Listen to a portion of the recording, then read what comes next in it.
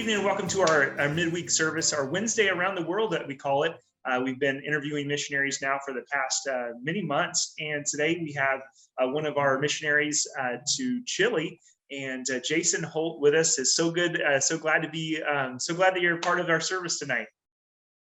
Well, I'm very glad to be a part of the service and to be with you all again. We appreciate you and your church. Yeah, you were here now. It was 2000, was it 19 that you were with us? It was. I think it was in September, maybe October 2019. Okay, right before all the craziness happened. So, well, I'm glad that it's good to be back with you via live stream or via Zoom. We had a few questions that we wanted to ask you. Each Wednesday we get together and then we'll ask our missionaries questions. And there's a few questions that we have specifically for you if we can ask you this evening. So, first question is this: why do you think that God called you to the field specifically that you're in now? Before you answer that, if you can kind of give a little bit of insight where you guys serve, you and Lori serve, as well as, and then if you can follow up then with that question. Okay, great. We're serving in the country of Chile, in the city of Santiago, the capital city. We've been here since 2005. And I remember back when I was in high school, I was raised in a pastor's home and really felt like God was leading me toward the ministry. It wasn't really sure where God would have me to go, but knowing that 95% of the world is outside of the US and knowing that God loves the world and wants the world to be reached with the gospel, as a teenager, I thought, well, there's probably a 95% chance that God's going to lead me outside of the US. And between my senior year in high school and my freshman year at Bible college, I went on a missions trip to Central America. And it was there that God began to give me a heart for Latin America. And I had an opportunity while in college to do an internship in South America. And the Lord just used step by step of surrendering to ministry and then to Latin America, then thinking about South America, begin to pray about several different countries and study those, contact missionaries, see about needs. And of course, there's a need everywhere. Sure. But the Lord put the country of Chile in our heart, and the capital city, 7 million people. And there's so many areas of the city that still need Bible preaching churches. Really, we're just getting started on the work here. Yeah, it's exciting all that you guys are doing. But you would say, you would attest to the first kind of God leading and directing would be through this area of this trip that you went on, missions trip. Would you say that's kind of where, as far as the guiding kind of narrowing down, was through that specific trip? 100%. I think a missions trip, not just for teenagers, but especially for young people, is such an important thing to change your perspective, to give you a heart for the world, for need. And I really think that that's a pivotal moment in my life and many young people that are taking missions trips. Yeah, for sure. So got to know, what is one of the most heart-touching things that you've seen as a missionary? When we think about missionaries, sometimes we think about, a child kind of filtering through items to find out what they may eat, where their next meal is going to be. But as a missionary, where would you say that would be the most heart-touching thing? We're living in a large city. If you walk out of the doors of any of our churches here in Santiago, within just about a 15-minute walk in each direction, there's about 50,000 people living, and you've got large buildings and concrete and asphalt, buses passing by, subways. And so there's not as much in our city of the extreme poverty, but there is on the spiritual side. And I don't know how many times we've had the opportunity, I'm sure like many of you, speaking with someone and sharing the gospel with them, and then they look at you and say, I've never seen this, or this is the first time someone's taken the time to share this with me. Yeah. And I remember early on in our ministry, one of those stories that sticks out is a guy named Roberto. And Roberto came to the first church that we started. And Roberto at the time was married, had 2 young children. Roberto was very, very intrigued about the gospel, and he had been raised in the Roman Catholic Church, like most people here in Chile. Served in the church as an altar boy, was preparing to be a priest, but felt a void inside. And he knew that all the things that he was trying to do for God and different pilgrimages and things like that, that none of that was filling that void. I met Roberto. We were studying the Bible together. He met Jesus, and God changed his life completely. And it was exciting to see him start to grow. But the neat thing is, here we are 16 years after I met Roberto for the first time, and his son now is in the Bible college, preparing Oh, for wow. here in Chile. And to Yeah. see, these multiple generations of people that are serving the Lord, and now their children that want to be in the ministry, that's just an exciting thing for us. So Roberto, one of the two kids that he has was the son who's now in the Bible college. Is that Right. accurate? Oh, wow. That is so cool. And that's a testimony of obviously your guys's perseverance, grit, determination.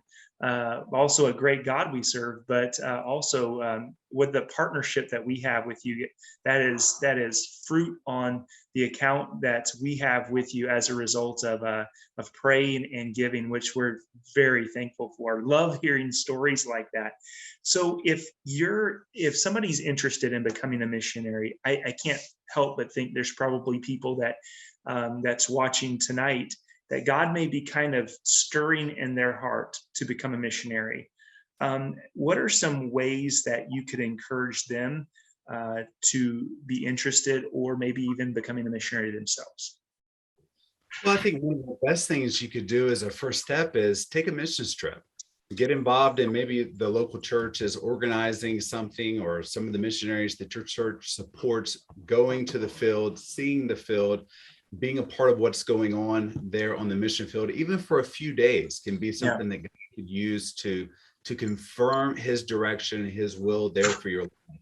But even before maybe going on a missions trip, if you start praying for the world, praying for different countries on a daily basis, praying for the missionaries, reading their updates and their letters, writing, following them on social media so that you can see about the opportunities and needs that are there on the mission field. Just today, I sat across the table there at my office at the Bible College and spoke with a young man named Josue. And Josue and I were talking about a plan, Lord willing, in the next 4 or 5 months. He might be moving to southern Chile, about 20 hours away by vehicle, to a city called Castro to work there in a church plant. And he's a bit fearful about, stepping out. He's got a young family. Their first daughter was born just about a year ago. But he's finishing up the Bible college here in December, and he's ready to go, ready to step out by faith. But being on the mission field, seeing cities like Castro that need a Bible preaching church, meeting young men like Josue, and realizing that missionaries are just everyday people. They're not, we're not special or unusual, just God led us and we stepped out by faith. And the same God that did the work in my heart and did the work, is doing the work right now in Josue's heart, very likely could be working in your heart about being more involved in your local church, in your community, or maybe going somewhere around the world and taking the gospel to people that have never heard. And so I would encourage you to be open.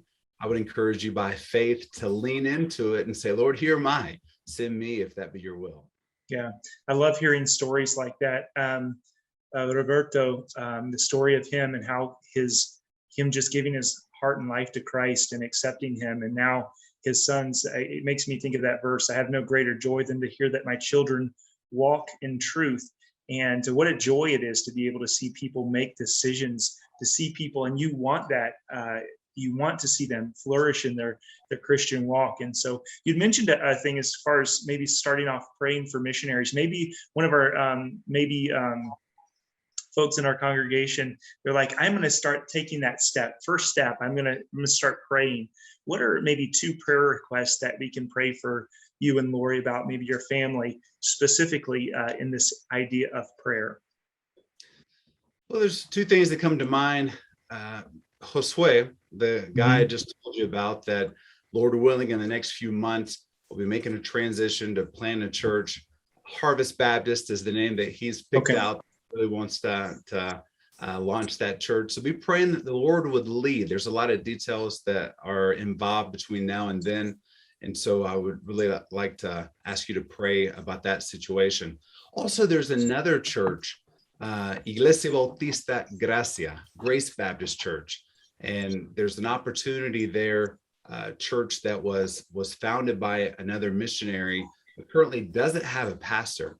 And we're praying about the opportunity of being able to help out there. So this weekend, actually, I'll be meeting with some guys, and all right, here we have an opportunity, a church that needs a pastor, and we're praying the Lord will give us guidance. And so that would be something that you all could pray with us about here very soon. For sure, we'll definitely pray with you.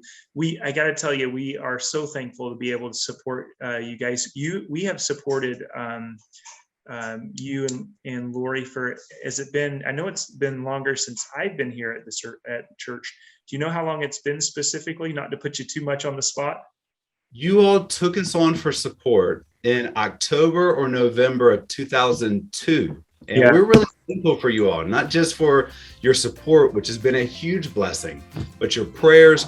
Many of you have been in contact with us and followed the ministry, and all the things that God has done here in Chile. It's because churches like your church have partnered with us to make the ministry possible. And we know that we're not in this alone. We're in this together. And we thank you for all you've done for the ministry here. Well, we're so privileged to be able to partner with you guys, and looking forward to seeing how God's going to work over the next 20 years.